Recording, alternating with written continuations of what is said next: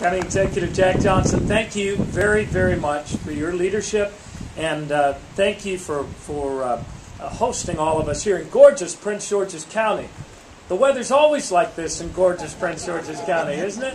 I apologize for, I was in D.C., I had to fight my way to be here in the better weather, but I thank all of you for being here. And County Executive Johnson, thank you so much for your leadership.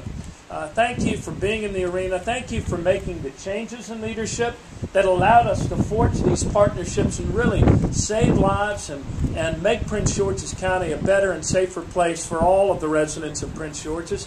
And we also today are gathered in front of the police memorial that stands behind us, and at a week when people throughout the country are honoring the service and the sacrifice of law enforcement. I know just this year we lost Corporal Thomas Jensen and also Corporal Mark Gamble. It's a very humbling honor, therefore, to stand in front of the men and women of the Prince George's County Police Department who lay their lives on the line every day for us in order to make our neighborhoods safer.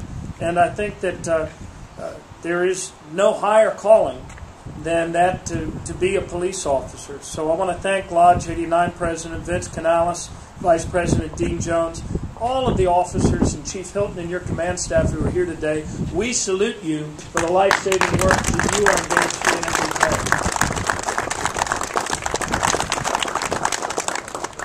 day. One of the most sacred duties that any of us have in elective office is to protect the public. One of the most powerful beliefs we share for all of the diversity of our state is our belief in the dignity of every individual.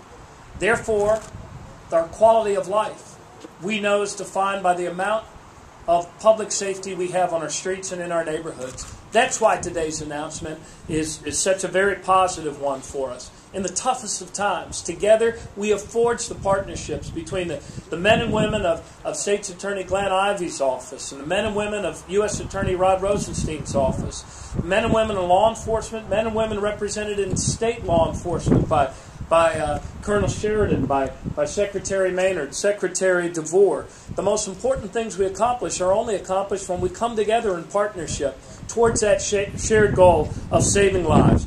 And that's why, as the county executive said, there's nothing that makes him happier in his service than being able to point to the reality of schools going up and crime coming down.